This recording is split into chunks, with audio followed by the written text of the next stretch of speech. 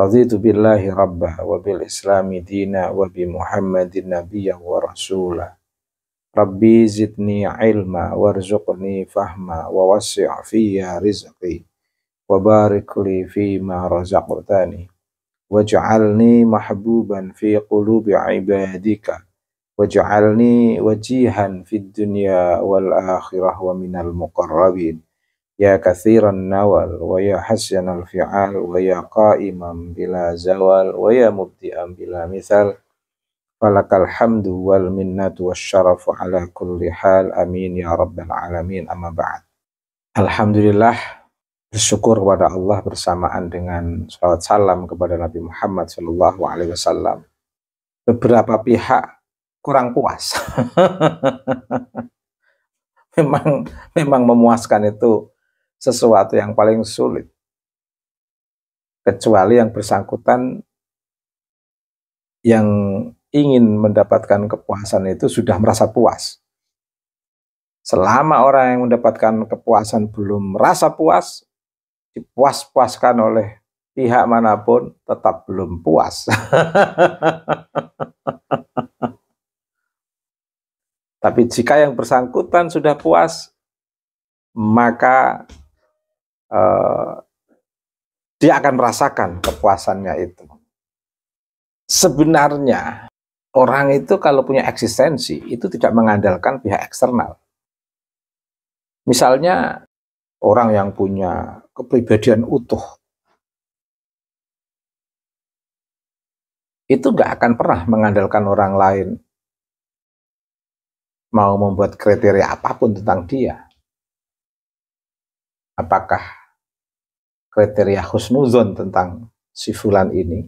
Kalau memang si fulan ini sudah punya eksistensi, dia nggak akan terpengaruh dan nggak akan berupaya untuk meyakinkan publik terkait dengan keberadaannya itu, sehingga publik mau percaya monggo, tidak percaya monggo. Tetapi bagaimana si fulan ini terus akan menampilkan eksistensinya yang bisa memberikan makna kebermanaan dirinya di tengah ruang kehidupannya secara manusiawi, humanis, elegan, dan penuh kesetaraan. Harusnya seperti ini.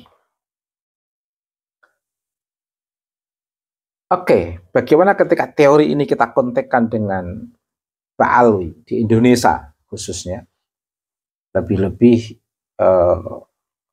bocil-bocil yang memamerkan buku-buku nasab itu.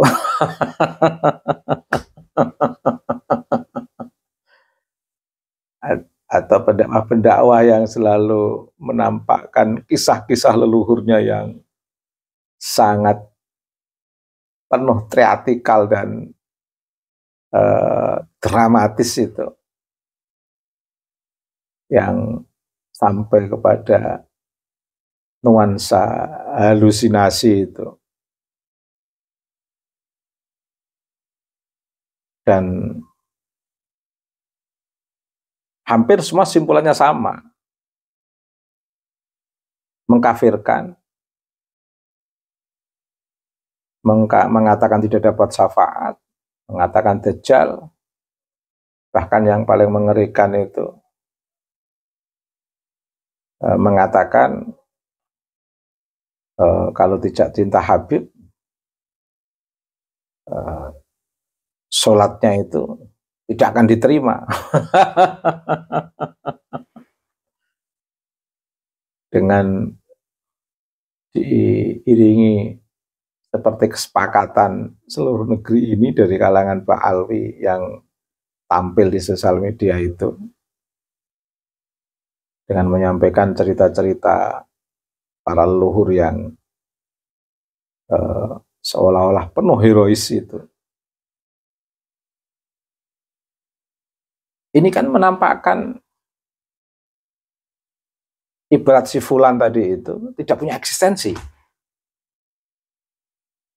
Tidak punya eksistensi. tidak punya kekuatan keberartian atas keberadaannya di negeri dalam ruang kehidupan ini. Karena sangat obsesif. Nah, saya katakan begitu. Secara psikologis, keberadaan Pak Alwi yang berkriteria-kriteria saya sebutkan saya ini tadi, karena sangat obsesif, sangat besar harapannya, terlalu kuat halusinasinya, membuat sebuah perumpamaan sebagai cucu nabinya itu sangat dahsyat sekali.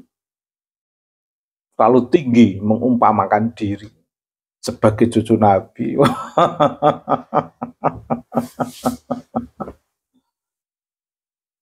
Akhirnya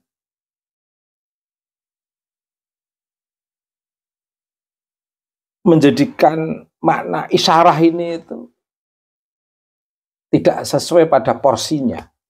Isyarah dari Gus Yahya dan isyarah dari Prof. Nazar.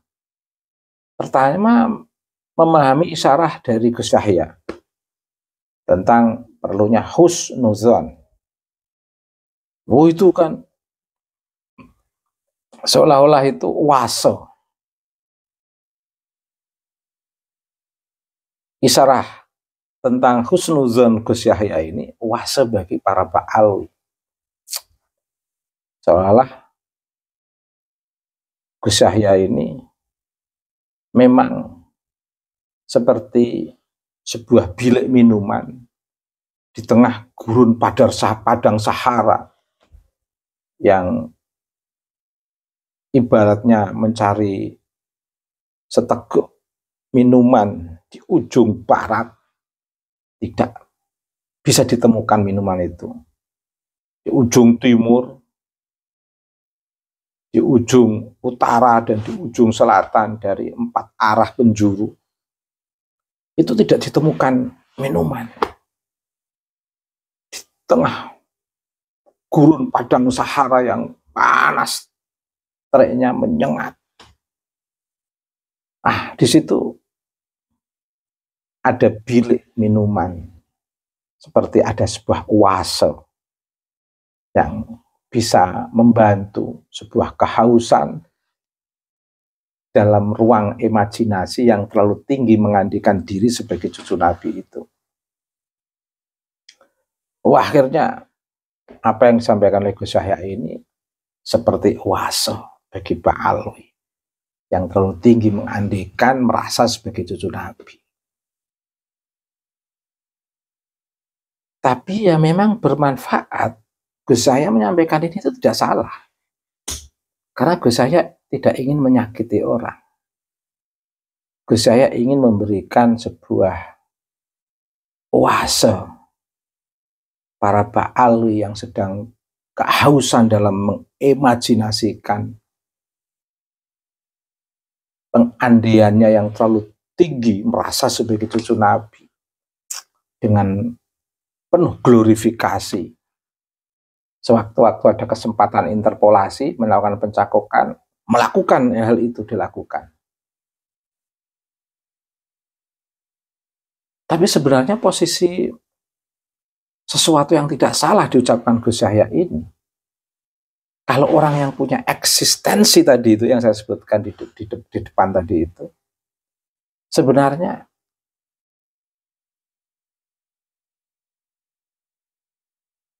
tidak akan menjadikan dasar berdebat dan berargumentasi atau dasar bereksistensi.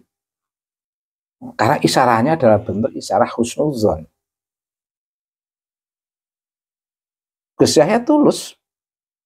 Gus Yahya tulus mengisarahkan husnuzon kepada Ba'alwi, nasab Ba'alwi itu tulus Gus Yahya. Saya tahu tulus untuk Ba'alwi. Tapi harus dipahami juga, Gus Yahya itu tulus untuk ilmu pengetahuan. Gus Yahya itu tulus untuk sebuah peradaban. Artinya tingkatan husnuzon Gus Yahya, satu sisi menenangkan Ba'alwi, berisarah untuk tidak terlalu tinggi mengimajinasikan nasabna, karena statusnya status yang husnuzon. bukan status yang ilmiah.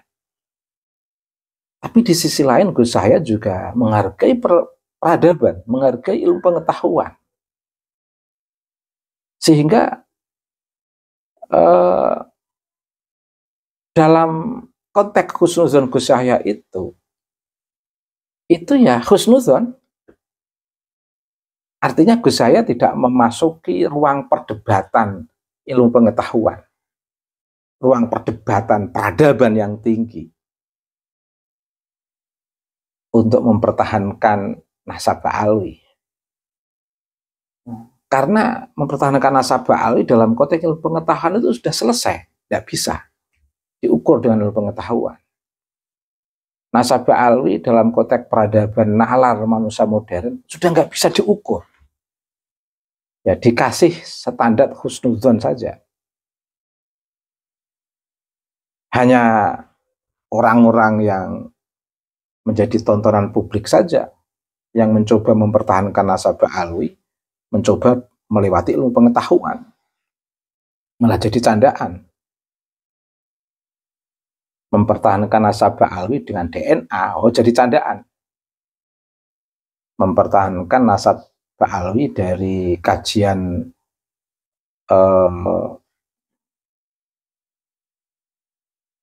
Prof. Manahem Ali, filologi, jadi candaan. Mempertahankan nasabah alwi dari literatur sebagaimana kajian Kiai Imad, ya jadi candaan. Ya, mempertahankan nasabah alwi ya yang paling tepat dari husnuzon.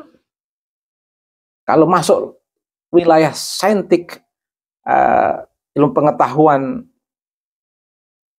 atau lewat baik pengetahuan literatur aturos maupun pengetahuan DNA maupun ilmu pengetahuan filologi, ya malah jadi candaan.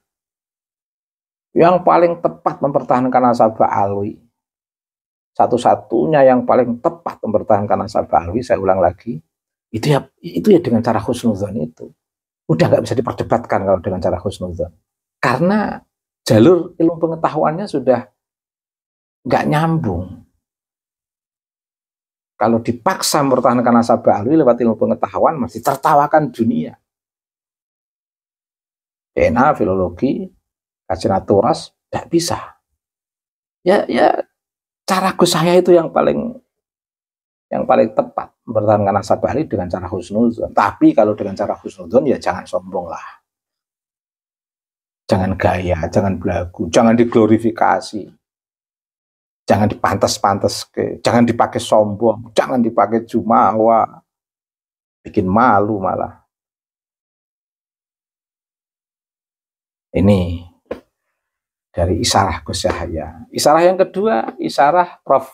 Dr. Nazarudin, Menteri Agama kita sekarang ini. Sama, Prof. Nazarudin juga nggak ingin Pak Alwi ini gelisah hanya gara-gara nasab yang sudah terlanjur terlalu tinggi mengandekan sistem kenasaban itu. Sehingga Prof. Nazar memberikan isyarat dengan insya Allah terkait dengan nasabah alwi. Ya dengan cara isyarah insya Allah itu. Tapi lagi-lagi kalau orang punya eksistensi yang sangat kuat, seperti yang saya gambarkan dengan sosok si Fulan tadi itu tidak akan menjadikan pernyataan isyarah dengan insya Allah ini itu sebagai dasar untuk kesombongan nasab, keangkuhan nasab Pak Alwi, tidak bisa. Karena isyarah insya Allah itu ya isyarah yang sebenarnya itu kan untuk sebuah dialektika terkait dengan sebuah peristiwa yang belum terjadi. Orang perlu mengatakan insya Allah. Tapi kalau nasabah alwi kan sudah terjadi. Peristiwanya sudah terjadi. Sebenarnya kurang tepat menggunakan kata insya Allah. Wong sudah terjadi peristiwanya. Sebenarnya begini, coba kita pahami dulu. Kalau saya mengatakan kepada para mahasiswa, sudah siap? Ayo kita adakan UTS, ujian tengah semester, sesuai dengan jadwal. Sudah siap belum? Terus mahasiswa mengatakan, insya Allah, ya nggak bisa. Kalau sudah siap, ya sudah siap. Kalau belum, ya belum. Tidak bisa dikatakan insya Allah. Wong ini persoalan persiapan pembelajaran. Kalau sudah siap itu artinya peristiwanya sudah terjadi, persiapannya sudah terjadi, atau persiapannya belum terjadi. Sehingga cukup jawabannya, sudah siap atau belum? Belum siap Pak, atau sudah siap Pak. Itu nggak bisa dikatakan insya Allah. Oh ini kaitannya dengan peristiwa yang sudah terjadi, sehingga nggak bisa dikatakan insya Allah. Nah, insya Allah itu terkait dengan peristiwa yang belum terjadi. Nah, tentang belajar terkait dengan UTS sudah siap atau belum itu jawabannya ya belum siap atau sudah siap. Tidak bisa dikatakan insya Allah, karena insya Allah itu terkait dengan sesuatu yang belum terjadi. Sama dengan nasabah alwi. Ini kan sudah terjadi. Peristiwanya sudah berlalu. Sudah diglorifikasi. Bahkan minjem-minjem pola-pola interpolasi. Di Indonesia ini paling tidak sudah berjalan 1 abad lebih. Sudah berlalu. Kata insya Allah itu terkait dengan sesuatu yang belum terjadi. Terjadinya itu baru godan. Sehingga di situ perlu mengatakan insya Allah. Tapi kalau sudah terjadi, masa mengatakan insya Allah? Nah, Kang, kamu punya putra, Kang? Punya. Lanang atau perempuan? Nggak bisa dijawab insya Allah laki-laki atau insya Allah perempuan. Nggak enak. Coba, alhamdulillah Allah telah menganugerahi saya anak laki-laki. Alhamdulillah Allah telah menganugerahi saya anak perempuan. Nggak bisa dijawab dengan insya Allah, bahwa peristiwanya sudah terjadi. Idza azamta ala antaf'ala ghadan syai'an fala taqul af'alu ghadan hatta taqula insyaallah, hatta taqula ay illa an taqula insyaallah. Terkait dengan sesuatu yang belum terjadi, jangan kamu katakan seolah-olah ya besok saya akan melakukan. Jangan, tapi katakan insya Allah kalau Allah menghendaki. Nah, karena di situ masih ada peluang. Kalau Allah tidak menghendaki tidak akan terjadi. Wa illa fala. Dalam konteks bahasa fikih yang di situ, bahasa kitab-kitab fikih. Nah, ini isyarat. Prof. Nazar itu juga memberi isyarat terkait dengan nasabah alwi itu dengan isyarat yang lembut, yang sebenarnya untuk introspeksi semua ba'alwi, termasuk isyarat yang disampaikan oleh Gus Yahya itu isyarat semuanya, agar sudah tidak pantas menyembungkan nasab. Sudah saatnya kaum ba'alwi itu berbicara kemanusiaan, keadilan, dan persamaan. Kecuali kalau ba'alwi tidak paham isyarat Gus Yahya dan isyarat Prof. Nazar, saya nggak tahu saya. Ya kalau nggak paham isyarat gimana lagi? Ya sudah. Namanya nggak paham isyarat. Jadi ingat sebuah ungkapan yang sangat indah. Al-alim yakfi bil isyarah. Al-jahil la yakfi bil isyarah illa bil hijarah.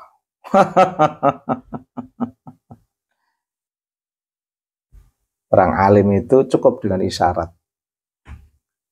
Kalau ba'alwi itu orang-orangnya alim-alim, cukup dengan isyarat Gus Yahya, cukup dengan isyarat Menteri Agama. Tidak akan menyombongkan kenasaban lagi, memamerkan nasab, memamerkan buku nasab, jumawa, sombong, mengglorifikasi secara berlebih-lebihan para leluhurnya. Tidak akan terjadi itu kalau dia itu alim. Karena kekuatannya hanya di isyarat husnuzon versi Gus Yahya dan isyarat husnuzon versi Prof. Nazaruddin Umar. Yang memang nasabah alwi sudah tidak saatnya lagi disombongkan, dipamerkan. Jangan dipublikasi, diglorifikasi. Malu. Kekuatannya di husnuzon. Tidak terbukti secara ilmu pengetahuan. Baik kajian Kiai Imad, kajian Dr. Sugeng, maupun kajian Prof. Manakhim Ali. Demikian. Semoga bermanfaat.